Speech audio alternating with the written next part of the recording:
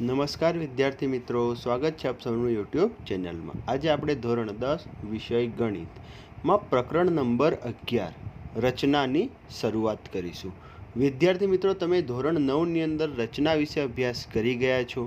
ત્યાં આપણે કોઈ રેખાખંડનો લંબ દ્વિભાજક અને વિવિધ ત્રિકોણો કઈ રીતે દોરવા તે વિશેનો આપણે અભ્યાસ કરી ગયા છીએ। આજના વિડીયોમાં વિદ્યાર્થી મિત્રો આપણે ધોરણ 10ની અંદર રચનાઓમાં કયા કયા ટોપિક આવે છે, કઈ રીતે તે રચના દોરી શકાય તે આપણે આજના વિડીયોમાં ચર્ચા કરવાની છે। તો ચાલો વિદ્યાર્થી મિત્રો શરૂઆત કરીએ આપણે આજના વિડીયોની। સૌ પ્રથમ રચના છે વિદ્યાર્થી મિત્રો આપણી 11.1। એ રચનાનું નામ છે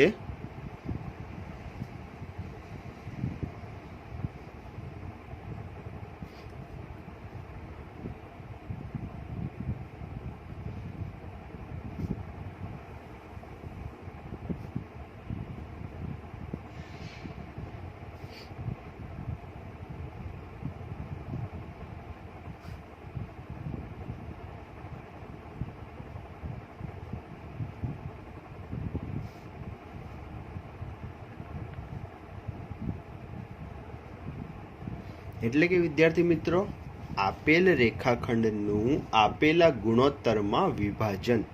એનો મતલબ એવો થાય કે તમને કોઈ એક રેખાખંડ આપેલો હોય, તે રેખાખંડનું કોઈ એક આપેલા ગુણોત્તરમાં તમારે વિભાજન કરવાનું રહેશે।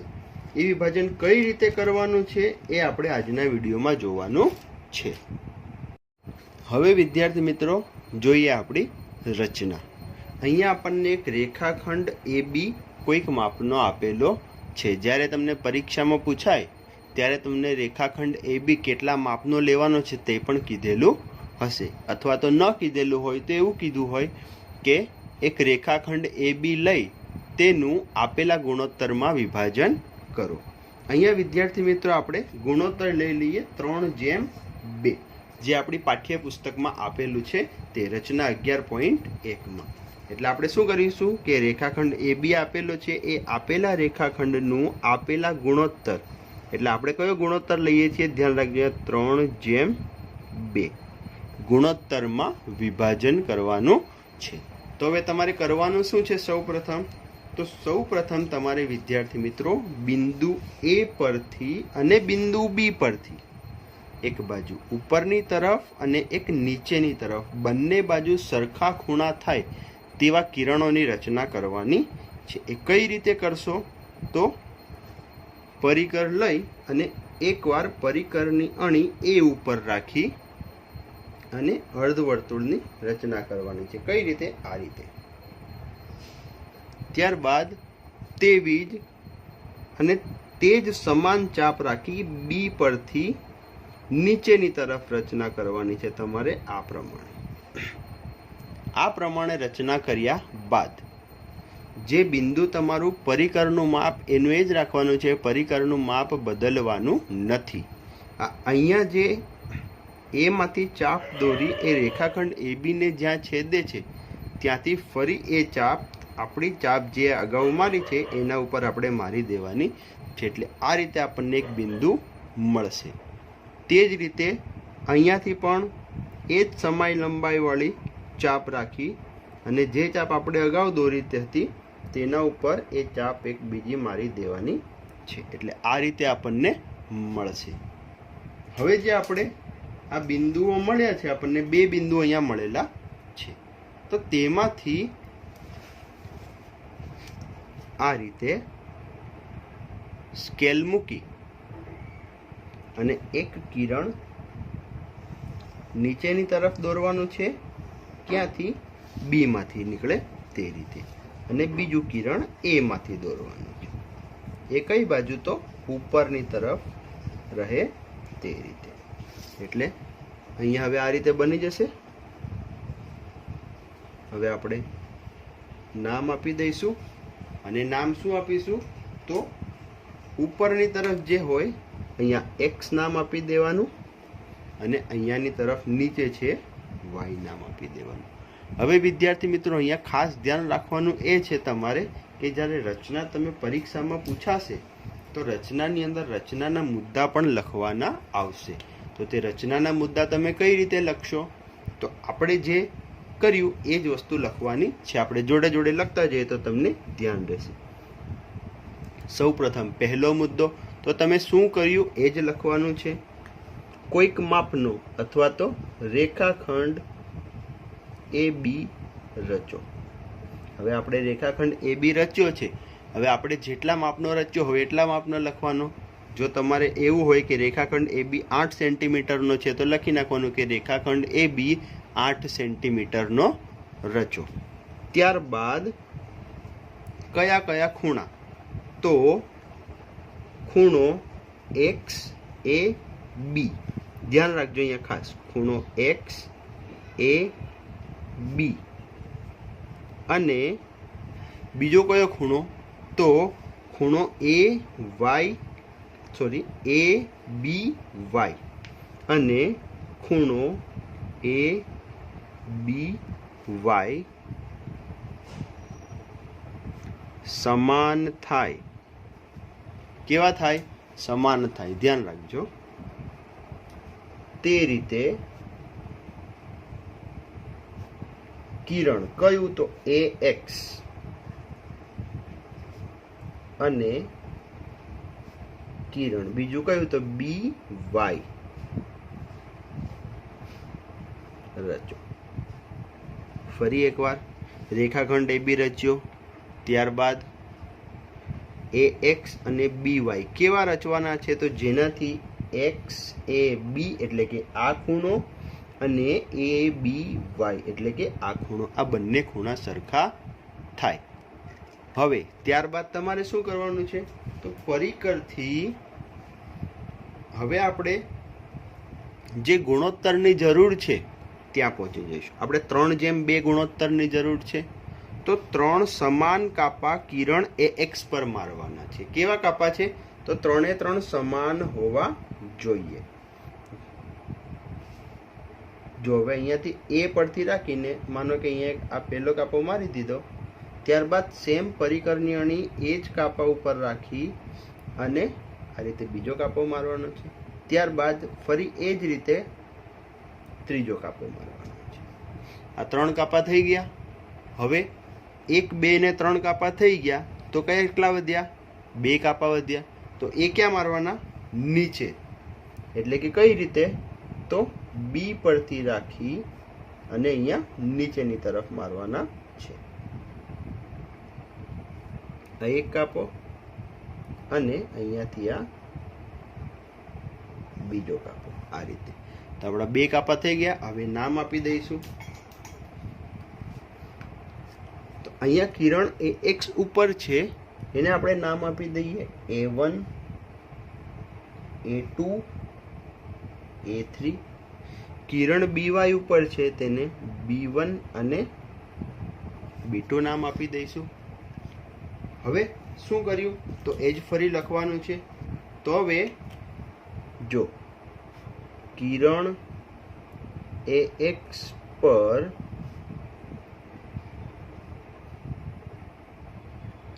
A1 is equal to A1 A2 is equal to A2 A3 થાય તેવા બિંદુ કયા કયા? તો A1 A2 અને A3 રચો. આ 3 બિંદુ રચીએ આપણે A1 A2 અને A3. તે જ રીતે નીચેના માટે તો કઈ રીતે? તો કિરણ BY પર B1 is equal to B1 B2 થાય તેવા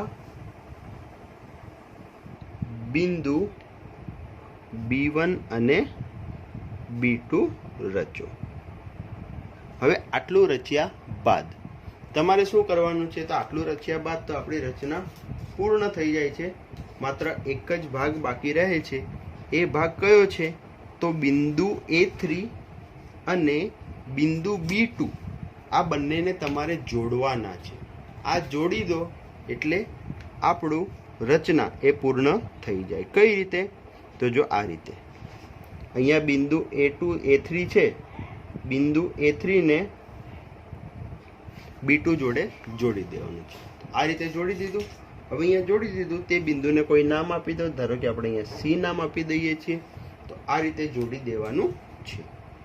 આ જોડી દીધા બાદ અંતિમ મુદ્દો તમારો શું આવશે? તો અંતિમ મુદ્દો આપણો એ રીતે આવશે કે A3 B2 જોડો જે રેખાખંડ AB ને કયા બિંદુમાં છેદે છે? તો C બિંદુમાં છેદે છે. આમ ફાઇનલ આન્સર આપણો આવશે કે AC જેમ CB એ 3:2 થશે, કે જે આપણું માંગેલો ગુણોત્તર છે. ફરી એકવાર જોઈ લઈએ વિદ્યાર્થી મિત્રો શું કરવાનું છે. તો સૌ પ્રથમ રેખાખંડ AB રચવાનો છે. આ રેખાખંડ AB તમે રચી દેશો. ત્યારબાદ ખૂણો XAB અને ખૂણો ABY સમાન થાય તે રીતે કિરણ AX અને કિરણ BY રચો. કઈ રીતે રચ્યા હતા ફરી એકવાર જોઈ લઈએ. તો A પરથી રાખી અને આ રીતે એક ચાપ અહીંયા મારવાની છે. તે જ રીતે B પરથી રાખી અને એક ચાપ અહીંયા મારવાની છે. આ ચાપ મારી દીધા બાદ તો અહીંયા જે બિંદુ જે AB ને છેદે છે તેનાથી એક આ રીતે ચાપ મારી દેશો અને ત્યારબાદ અહીંયાથી જે છેદે છે એને આ રીતે ચાપ મારી દેશો. તો આ ચાપ માર્યા બાદ તો કિરણ AX પર A1 is equal to A1 A2 is equal to A1 એટલે A2 A3 થાય તેવા બિંદુ A1 A2 અને A3 આ ત્રણ બિંદુઓની રચના આપણે કરવાની છે.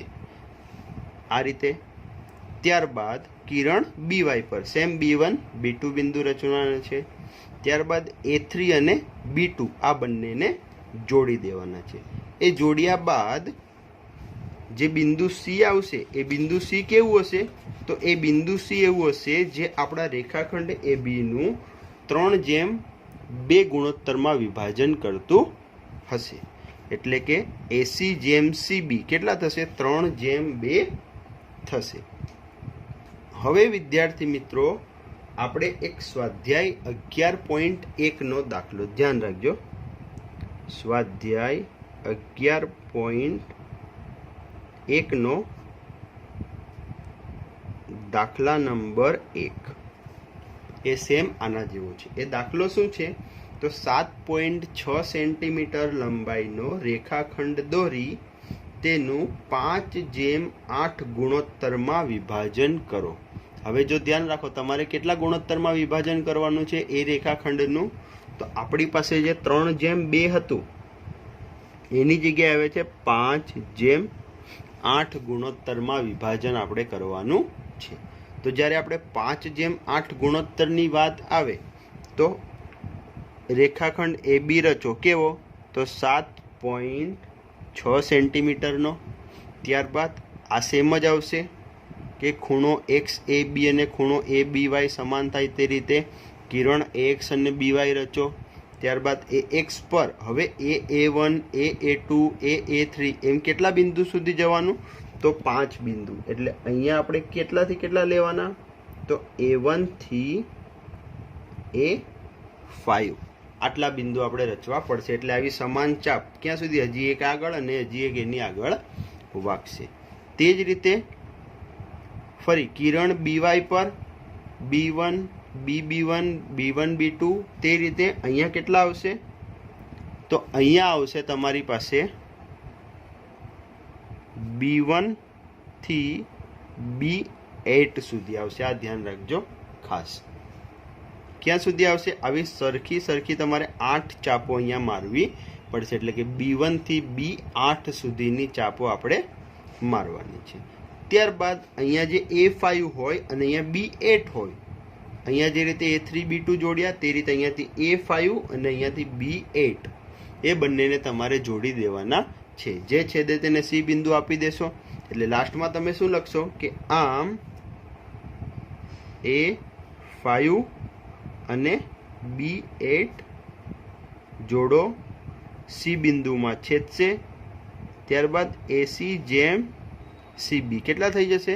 તો 5/8 તમને મળી જશે. એટલે આ રીતે વિદ્યાર્થી મિત્રો તમે રચના 11.1 અને તેની મદદથી સ્વાધ્યાય 11.1 નો પ્રથમ દાખલો કે જે રચના છે તે તમે સરળતાથી ગણી શકો છો.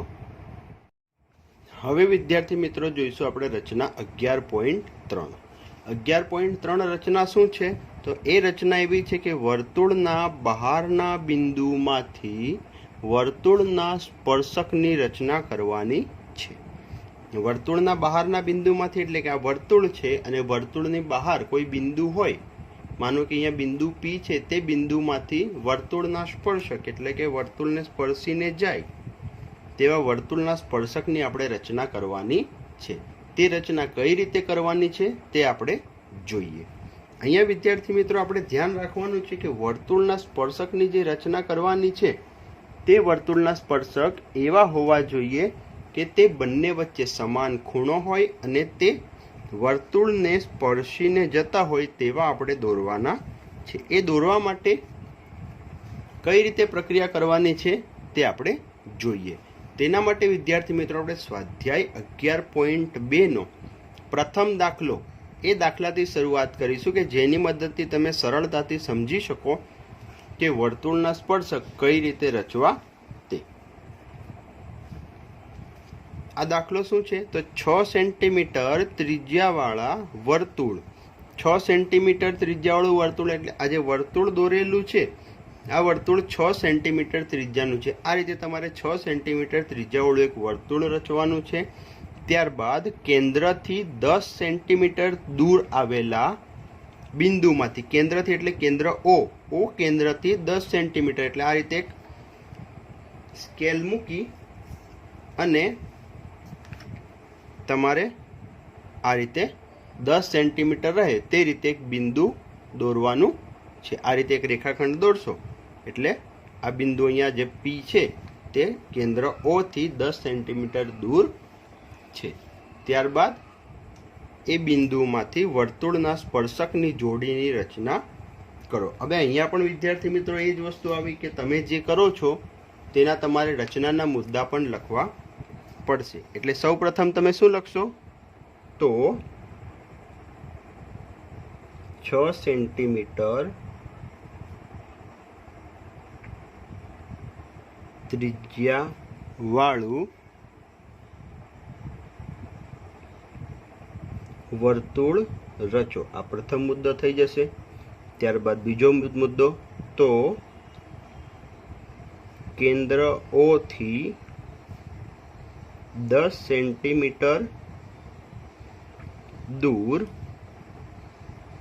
બિંદુ P લીધું છે આપણે, તો P લો કે જેથી OP બરાબર 10 સેન્ટીમીટર થાય તેવું બિંદુ P આપણે લીધું છે. ત્યારબાદ શું કરવાનું છે? તો ત્યારબાદ તમારે OP નો લંબ દ્વિભાજક રચવાનો છે. વિદ્યાર્થી મિત્રો લંબ દ્વિભાજક રચતા તમે ધોરણ 9 ની અંદર અભ્યાસ કરી ગયા છો. તેમ છતાં આપણે જોઈ લઈએ OP ની અડધા કરતાં વધારે ત્રિજ્યા રાખીને. કેટલી? અડધા કરતાં વધારે. એક ચાપ તમારે આ રીતે ઉપરની તરફ મારવાની છે અને તેવી જ રીતે સેમ એક ચાપ નીચેની તરફ મારવાની છે. ત્યારબાદ તે જ સમાન ત્રિજ્યા રાખી ને P બિંદુ ઉપર પરિકર મૂકી ને એક ચાપ ઉપરની તરફ અને એક ચાપ નીચેની તરફ મારવાની છે. તો આ રીતે વિદ્યાર્થી મિત્રો તમે કરશો એટલે તમને બંને બાજુ ઉપરની તરફ અને નીચેની તરફ આ રીતે તમને જે છેદે છે આ રીતે તમને એક આકાર મળશે. અને ત્યારબાદ તે બંનેને જોડી દેવાના છે. એટલે કઈ રીતે? તો આ રીતે આ બંનેને આપણે જોડી દેવાના છે. તો આ રીતે તમે જ્યારે જોડશો તો તે જે રેખાખંડ ઓપી મળ્યો એ ઓપીને કોઈક બિંદુમાં છેદશે. તે છેદ બિંદુને આપણે નામ આપી દેવાનું છે એમ. એમ નામ આપી દેવાનું છે. હવે શું કર્યું? તો હવે જે કર્યું એ જ લખવાનું છે. તો રેખાખંડ ઓપી નો લંબ દ્વિભાજક રચી તે રેખાખંડ ઓપી ને જ્યાં છેદે ત્યાં કયું નામ આપ્યું આપણે? એમ નામ આપો. આ રીતે કરી દેવાનું છે. હવે શું કરવાનું છે? તો હવે તમારે એમ ને કેન્દ્ર લેવાનું છે. કોને? ધ્યાન રાખજો, એમ ને કેન્દ્ર લેવાનું છે. એટલે પરિકરની તણી તમારી એમ ઉપર હશે અને પેન્સિલની અણી પી ઉપર રાખવાની છે. એટલે એમ ને કેન્દ્ર લઈ અને એમપી જેટલી ત્રિજ્યા અથવા તો તમે ઓએમ જેટલી ત્રિજ્યા, બંને સેમ જ હશે. એમ ને કેન્દ્ર લઈ એમપી જેટલી ત્રિજ્યા અથવા તો ઓએમ જેટલી ત્રિજ્યા, આટલી ત્રિજ્યા રાખી અને વર્તુળ ઉપર ચાપ મારવાની છે. એટલે કઈ રીતે? તો આ રીતે. જો એક ચાપ જે અહીંયા વાગીએ અને એ જ રીતે એમને કેન્દ્ર રાખીને ચાપ તો એની એ જ રાખવાની છે. એટલે તમે એવું કહી શકો કે વર્તુળની ઉપરની ભાગમાં અને વર્તુળની નીચેની ભાગમાં, કાં તો એવું કહી શકો કે વર્તુળ ઉપર બે ચાપ રચો. એ બે ચાપ રચ્યા ત્યાં આપણે નામ આપી દઈએ. તો જે ઉપરની બાજુએ બિંદુ જ્યાં મળ્યું, આ રીતે બિંદુ મળશે, એને આપણે એ નામ આપી દઈએ. અને નીચેની તરફ જે બિંદુ મળ્યું તે બિંદુને આપણે બી નામ આપી દઈએ. તો આ રીતે નામ આપી દેવાના છે. ત્યારબાદ તમારે પીએ અને પીબી આ બંનેને જોડી દેવાના છે. કોને કોને? તો જો આ રીતે પી અને બી જોડાશે. એટલે પી પરથી આ રીતે એક અને ત્યારબાદ પી પરથી એ બાજુ. એટલે આ રીતે આ બંને કિરણ હશે. એટલે અહીંયા કિરણ આપી દેવાનું ને અહીંયા પણ કિરણ આપી દેવાનું. તો આ થઈ ગયું વિદ્યાર્થી મિત્રો બિંદુ પી માંથી ઓ કેન્દ્રિત 6 સેન્ટીમીટર વર્તુળ ઉપર બે સ્પર્શક. કયા કયા? તો સ્પર્શક પીએ અને સ્પર્શક પીબી. તો હવે શું કર્યું આપણે આગળ? તો હવે જે કર્યું એ જ લખવાનું છે. તો એમને કેન્દ્ર ગણી ઓએમ જેટલી ત્રિજ્યા લઈ. ફરી એમને કેન્દ્ર ગણી ઓએમ જેટલી ત્રિજ્યા લઈ ક્યાં? તો વર્તુળ પર બે ચાપ રચો. તે ચાપ વર્તુળને જ્યાં છેદે ત્યાં એ અને બી નામ આપો. આ રીતે કરવાનું છે. અને લાસ્ટમાં શું? તો કિરણ પીએ અને કિરણ પીબી રચો જે માંગેલ સ્પર્શક છે. એટલે આ રીતે વિદ્યાર્થી મિત્રો તમે વર્તુળની બહારના કોઈ બિંદુમાંથી વર્તુળ પર સ્પર્શક દોરવા હોય તો તે રચી શકો છો. ફરી એકવાર જોઈ લઈએ. એક વર્તુળ હોય, વર્તુળની બહાર કોઈ બિંદુ હોય, તેના પરથી સ્પર્શક દોરવા હોય તો શું કરવાનું? તો વર્તુળનું કેન્દ્ર અને તે બિંદુ એ આખી રેખાખંડ હોય તેનો લંબ દ્વિભાજક રચવાનો. તે લંબ દ્વિભાજક તે રેખાખંડને જ્યાં છેદે ત્યાં કોઈ નામ આપી દો. આપણે એમ નામ આપી દઉં છે. ત્યારબાદ એમ ને કેન્દ્ર લઈ ઓ જેટલી ત્રિજ્યાવાળી એક ચાપ ઉપરની તરફ અને એક ચાપ નીચેની તરફ રચો. જે વર્તુળને છેદે ત્યાં એક બાજુ એ નામ અને એક બાજુ બી નામ આપો. ત્યારબાદ પીએ અને પીબી રચો જે માંગેલ સ્પર્શક છે. આટલું કર્યા બાદ જે અંતિમ આપણને કીધું છે કે તે સ્પર્શકની લંબાઈ માપો, તો તે સ્પર્શકની લંબાઈ માપીએ તો કઈ રીતે? એ ઉપરથી પી નું અંતર માપો તો એપ્રોક્સિમેટ તમને 8.2 અથવા તો 8.3 ની આજુબાજુ મળશે. કયું? તો મને અહીંયા 8.2 મળે છે. તમને જો કદાચ કંઈક આગું પાછું થતું હોય તો 8.3 અથવા 8.1 મળી શકે, પરંતુ આની અંદર કેટલું મળે છે? અહીંયા 8.2. તે જ રીતે પીબી નું અંતર માપીએ તો પી થી બી નું અંતર એ પણ સેમ 8.2 સેન્ટીમીટર મળશે. એટલે આપણે અહીંયા સ્પર્શકની લંબાઈ કેટલી મળી? આપણને 8.2 સેન્ટીમીટર મળી છે.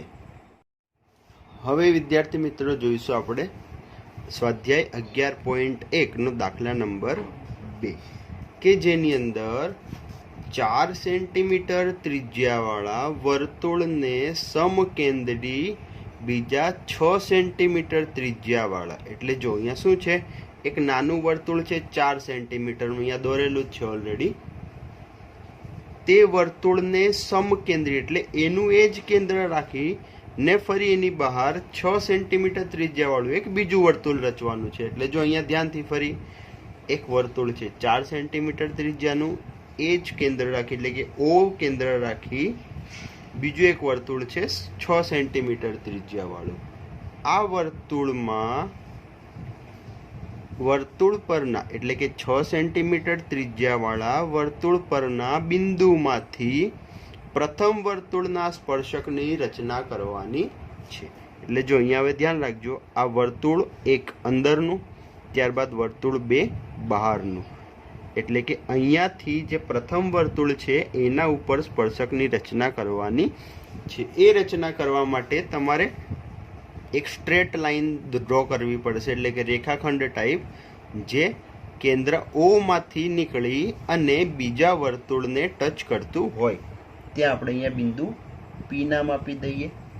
હવે જે આપણે અગાઉ પ્રોસેસ કરી તે જ રીતે અહીંયા પણ સેમ પ્રોસેસ કરવાની છે.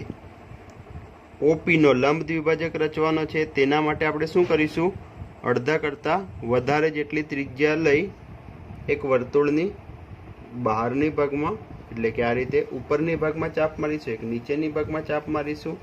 ત્યારબાદ એટલી જ ત્રિજ્યા રાખી પી બિંદુમાંથી એક ઉપરની તરફ અને એક નીચેની તરફ ચાપ મારીશું આ રીતે. હવે આ બંનેને જોઈન કરી દઈશું. આ બંનેને જોઈન કરશો એટલે આ રીતે એક રેખાખંડ જેવું મળશે. અહીંયા આપણે નામ જે અગાઉ આપ્યું હતું તે રીતે એમ નામ આપી દઈશું. ત્યારબાદ ફરી ઓ એમ જેટલી ત્રિજ્યા લો અથવા એમપી જેટલી ત્રિજ્યા લો. બંને સાઈડ સરખી જ આવશે કારણ કે એમ તો લંબ દ્વિભાજક છે. આટલી ત્રિજ્યા લઈ અને એક ચાપ વર્તુળની ઉપરની તરફ એટલે આ રીતે અને બીજી ચાપ વર્તુળની નીચેની તરફ એટલે આ રીતે ડ્રો કરો. ત્યારબાદ ઉપરની તરફ જે બિંદુ હશે એને તમે એ નામ આપી દો. નીચેની તરફ જે બિંદુ આવે એને બી નામ આપી દો. ત્યારબાદ પી એ અને પીબી એ બંનેને જોઈન કરી દો. તો અહીંયાથી આપણે જોઈન કરી દઈએ. આ પી બી ને જોઈન કરી દઈએ અને અહીંયાથી તે જ રીતે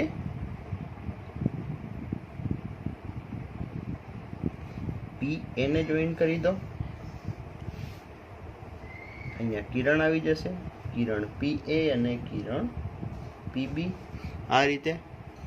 તો આ થઈ ગયું આપણું 4 સેન્ટીમીટર ત્રિજ્યાવાળા વર્તુળની બહારના ભાગમાં એક 6 સેન્ટીમીટર સેમ કેન્દ્રીય વર્તુળ છે, તેનું કોઈ બિંદુ પી છે, તે બિંદુ પરથી તે વર્તુળ પરના સ્પર્શકની રચના. આના મુદ્દા પણ તમે સરળતાથી લખી શકો. અગાઉ લખ્યા તો તે રીતે લખવાના છે કે એક કેન્દ્ર ઓ કેન્દ્રવાળું 4 સેન્ટીમીટર ત્રિજ્યા લઈ વર્તુળ દોરો. ફરી તેને સમકેન્દ્રીય એક 6 સેન્ટીમીટર ત્રિજ્યાવાળું વર્તુળની રચના કરો. ત્યારબાદ બહારના વર્તુળ બિંદુ પી, એટલે કે બહારના વર્તુળ પર બિંદુ પી લઈ ઓપી જોડો. ત્યારબાદ ઓપીનો લંબ દ્વિભાજક રચો. તે ઓપીને જ્યાં છેદે ત્યાં એમ નામ આપો. ત્યારબાદ MO અથવા તો MP બંનેમાંથી કોઈ પણ એક લઈ શકો તમે. તેટલી ત્રિજ્યા લઈ વર્તુળ પર ચાપ રચો. તે ચાપ રચી ઉપરના ભાગમાં, એટલે કે અહીંયા એ નામ આપો, નીચે તરફ બી નામ આપો. ત્યારબાદ કિરણ પી એ અને કિરણ પીબી રચો, જે માંગેલ સ્પર્શક છે. હવે જોઈશું વિદ્યાર્થી મિત્રો આપણે દાખલા નંબર 3. દાખલા નંબર 3ની રચના મેં ઓલરેડી ડ્રો કરેલી જ છે. તે આપણે માત્ર સમજવાની છે કે કઈ રીતે રચના થશે. તે રચના શું છે? તો 3 સેન્ટીમીટર વ્યાસવાળું વર્તુળ દોરો. એટલે અહીંયા જે વર્તુળ છે, આ વર્તુળ 3 સેન્ટીમીટર વ્યાસવાળું છે અને ઓ કેન્દ્રવાળું છે. તેના કેન્દ્રથી લંબાવેલ વ્યાસ પર દરેકનું અંતર 7 સેન્ટીમીટર થાય તે રીતે બિંદુ પી અને ક્યુ લો. કેન્દ્રથી લંબાવેલ એટલે કેન્દ્ર ઓ થી અહીંયા અંતર અને કેન્દ્ર ઓ થી ક્યુનું અંતર. એટલે જો ધ્યાન રાખજો, કેન્દ્ર ઓ થી જે આ અંતર છે, આ અંતર હશે 7 સેન્ટીમીટર. તે જ રીતે ક્યુ થી ઓ આ અંતર છે, તે પણ હશે 7 સેન્ટીમીટર. એટલે આ રીતે અંતર લેવાનું છે. તો ત્યારબાદ બિંદુઓ પી અને ક્યુ માંથી તે વર્તુળને સ્પર્શક આપણે દોરવાનો છે. તો આ સ્પર્શક તમે કઈ રીતે દોરશો? તો ફરી સેમ ઓપી અને ઓક્યુ આ બંનેના લંબ દ્વિભાજક તમારે રચવાના છે. લંબ દ્વિભાજક રચશો એટલે આ રીતે આવશે, બીજું આ રીતે આવશે. અહીંયા તમે એમ નામ આપી દો, અહીંયા તમે એન નામ આપી દો. આ પતાવ્યા બાદ તમે શું કરશો? તો ઓ એટલે કે QN જેટલી ત્રિજ્યા લઈ અથવા તો NO જેટલી ત્રિજ્યા લઈ એનને કેન્દ્ર રાખી એક ચાપ ઉપરની તરફ, એક ચાપ નીચેની તરફ, અહીંયા C અને D નામ આપી દો.